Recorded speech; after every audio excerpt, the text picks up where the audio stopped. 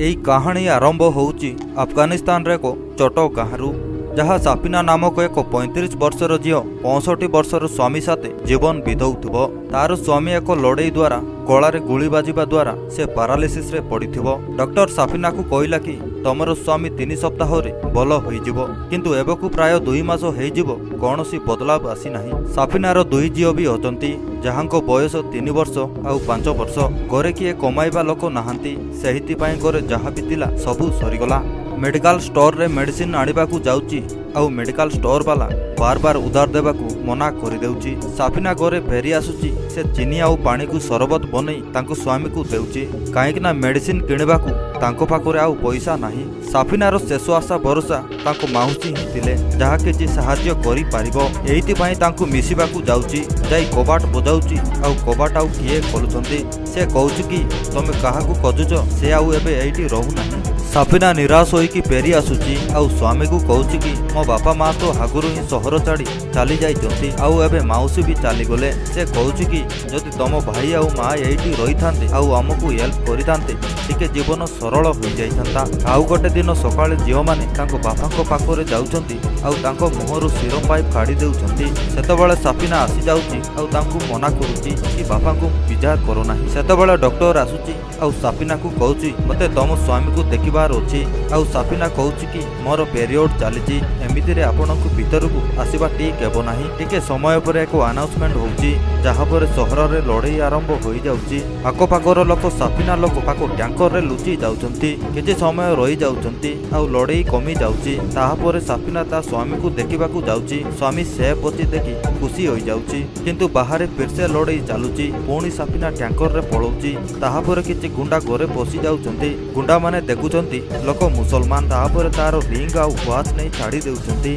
जेतेबेले साफिना घरे आसुची देखुची घरे किए तो आसीथिले, तार स्वामीर वाच रिंग चुरई नहीं जाइथिले। बाहर कांदिबा साउंड सुनी बाहर जाउची। तांको साही रे रहउथिबा 2टी पिलांकु गुंडा माने माडो मारी देइथिले, जहा तांको माहा भी पागल होई जाइथिला। साफिना बुझीगला कि से आउ लंबा समय जाए बंची पारिबो नाही। निज सामान त्याग करूची आउ जियंको साथे तांको माउसी घरे पहुंची जाउची। सेही महिला जनक कहूची कि मु कहि सारिची तम माउसी आउ एइठी रहू नाही, ताकू भीतरकू आसीबाकू देउ नाही। एबे साफिना को किछि बुझा पडु न थाए कि एबे से कुआडे जिवे। सीढ़ी रे बसी रहउची। सेतबेले सेही महिला भीतरु एक एड्रेस देउची जहा साफिनार माउसी एबे सेइठी रहउची। से ता माउसी घरे पहुंची जाउची आउ सबु कहानी कहूची। माउसी कहूची कि मु केते मुश्किल रे बंचुची, तू भाबी भी पारिबु नाही। मते मो बापा माहा को मारिबाकू पड़िला, जहा कि मते लुचिकी रहिबाकू पडुची। साफिना को किछि टेक लागिला नाही। पुणी से घरे फेरी जाई ता स्वामी को सबू कहूची। ता कथा से सुनी पारुची कि नाही, किंतु ता लाइफ रे जहा भी घटुची ता स्वामी को सबू कहूची। से कहूची कि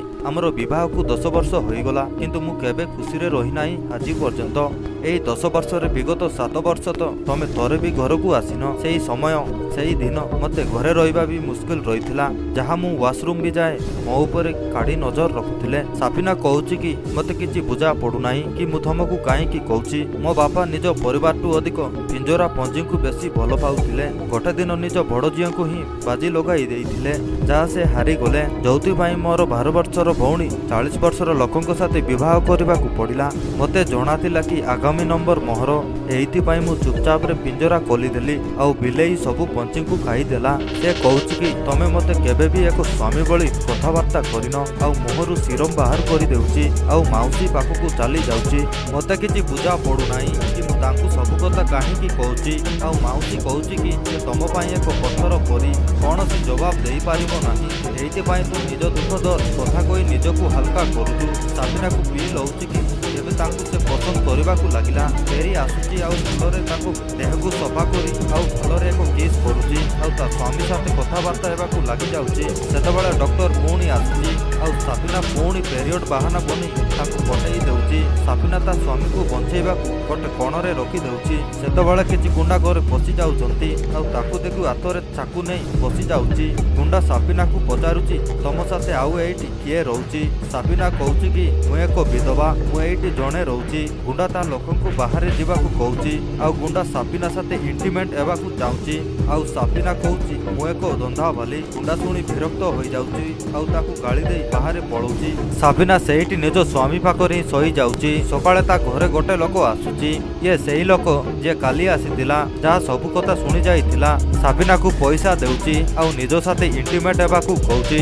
ସାପିନା ପାଖରେ ଆଉ କିଛି ରାସ୍ତା ନଥିବାରୁ ସେ ତା ସାଥେ ଇଣ୍ଟିମେଟ୍ ହେଇଯାଉଛି। ୱାସରୁମ୍ ଯାଇ ଗାଧୋଇ ଆସି ପଇସା ଉଠାଉଛି, ଯାହା ତା ସ୍ୱାମୀଙ୍କ ପାଇଁ ଔଷଧ ଆଉ ଖାଇବା ସାମାନ କିଣି ଆଣୁଛି। ପୁଣି ସେହି ଲୋକ ଆଉ ଗୋଟେ ଦିନ ଆସୁଛି। ସାପିନାକୁ ପଇସା ଦେଇ ଶାରୀରିକ ସମ୍ବନ୍ଧ ରଖୁଛି। ସାପିନା ସେହି ଲୋକ ବିଷୟରେ ତା ସ୍ୱାମୀକୁ ସବୁ କହୁଛି ଆଉ କହୁଛି କି ଏହି ମାମଲାରେ ତ ସେ ତମଠାରୁ ବେଟର। ଆଉ ଗୋଟେ ଦିନ ସେ ଦେଖୁଛି କି ତା ଘର ଝରକା କିଏ ଜଣେ ଠିକ୍ କରିଦେଇଛନ୍ତି। ସାପିନା ବୁଝିଗଲା କି ଏହି କାମ ସେହି ଲୋକ ହିଁ କରିଥିବ।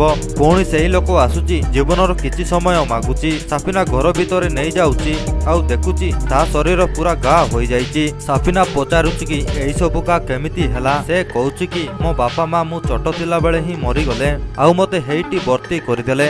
ଟ୍ରେନିଂରେ ଏମିତି ସବୁ ନିଶାନ ହୋଇଗଲା। ଇଏ ଶୁଣି ସାପିନା ଇମୋସନାଲ ହୋଇଗଲା ଆଉ ତାଙ୍କୁ ନିଜ ଭାଉରେ ନେଇ ଯାଇଛନ୍ତି। ସେହି ଲୋକ କହୁଛି କି ମୁଁ ତମକୁ ପସନ୍ଦ କରିବାକୁ ଲାଗିଲି ଆଉ ସାପିନା କହୁଛି କି ମୁଁ ବି ତମକୁ ଏମିତି ଫିଲ୍ କରୁଛି। ନେକ୍ସଟ ଦିନ ସାପିନା ଦେଖୁଛି କି ଘର ବାହାରେ ସେହି ଲୋକ କିଛି ଫଳ ଆଉ ସୁନା ଚେନ୍ ରଖି ଯାଇଛି। ତାକୁ ଦେଖି ଖୁସି ହୋଇଯାଉଛି। ଏବେ ତାକୁ ଫିଲ୍ ହଉଛି କି ଇଏ ହିଁ ସଚ୍ଚା ପ୍ୟାର। ଅବଦୁଲ ସାଥିରେ ତ ମୁଁ ଜବରଦସ୍ତି ରହୁଛି। ଏବେ ସାପିନା ଭଲରେ ରେଡି ହଉଛି କାହିଁକି ନା ସେହି ଲୋକ ଆସୁଛି ଆଉ ତା ସ୍ୱାମୀକୁ କହୁଛି କି ମୁଁ ତମକୁ ବହୁତ ହି ଜଲ୍ଦି ଛାଡିକି ଚାଲି ଯାଉଛି। ଏ ଦୁଇ ଛୁଆ ବି ତମର ନୁହେଁ କି ତମେ କେବେ ବାପ ବନି ପାରୁନଥିଲ ଆଉ ତୁମ ମା ମତେ ତାନା ମାରୁଥିଲା ଆଉ ମାଉସୀ ମତେ ଏକ ଲୋକ ସାଥେ ମିଶେଇଲେ, ତା ସାଥେ ମୁଁ ରାତି ବିତେଇଲି ଆଉ ପ୍ରେଗନେଣ୍ଟ ହୋଇଗଲି। ଏହି ସବୁ ଶୁଣି ତା ସ୍ୱାମୀର ହୋସ୍ ଆସିଯାଇଛି। ସାପିନାର ଗଳା ଦବାଇ ତାକୁ ମାରିବାକୁ ବସିଥିବ। ସାପିନା ଚୁରି ଧରି ଭୁଷି ଦେଉଛି। ସେହି ଲୋକ ବି ଏହି ସବୁ ଦେଖୁଥିଲା। ସାପିନାର ମୁହଁରେ ଏବେ ଖୁସି ଦେଖିବାକୁ ମିଳିଲା କି ସେ ଏବେ ଆଜାଦ। ଯଦି ଭିଡ଼ିଓ ଭଲ ଲାଗିଥାଏ ଭିଡ଼ିଓକୁ ଗୋଟେ ଲାଇକ୍ କରିବା ସହିତ ଚ୍ୟାନେଲକୁ ସବସ୍କ୍ରାଇବ୍ କରିବେ। ଧନ୍ୟବାଦ।